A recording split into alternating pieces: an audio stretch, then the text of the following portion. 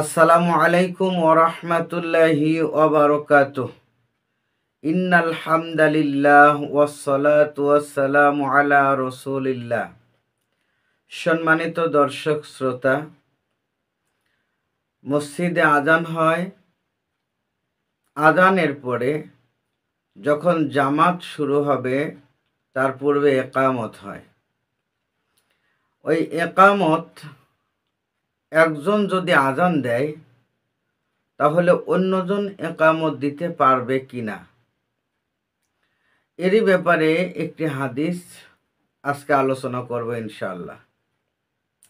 আন জিয়াদ ইবনে হারিস সুদাই, হযরত জিয়াদ ইবনে হারিস সুদাই রাদিয়াল্লাহু তাআলা আনহু থেকে হাদিসখানা বর্ণিত।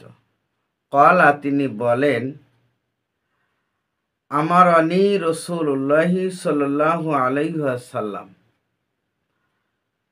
রাসূল সাল্লাল্লাহু আলাইহি ওয়াসাল্লাম আমাকে হুকুম করলেন, আন আজিনা ফি সলাতিল ফজর, আমি যেন ফজরের নামাজের আজান দিই। অর্থাৎ রাসূলুল্লাহ সাল্লাল্লাহু আলাইহি ওয়াসাল্লাম আমাকে ফজর নামাজের আজান দেওয়ার কথা বললেন। ফা আযানতু, আমি আজান দিলাম। ফা আরাদা বিলালুন আইয়ুকিমা, বিলাল ইচ্ছা করলেন যে সে ইকামত দিবে। ফাকালা রাসূলুল্লাহি সাল্লাল্লাহু আলাইহি ওয়াসাল্লাম, তখন রাসূলুল্লাহ সাল্লাল্লাহু আলাইহি ওয়াসাল্লাম ইরশাদ করেন, ইন্না আখা সুদাই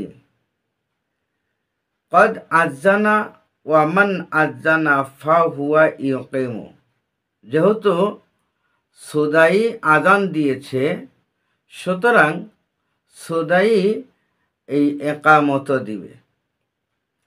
সম্মানিত দর্শক শ্রোতা, এই হাদিস থেকে প্রমাণিত হয় যে ব্যক্তি আজান দেয় ওই ব্যক্তি ইকামত দিবে, অন্যকে ইকামত দিবে না।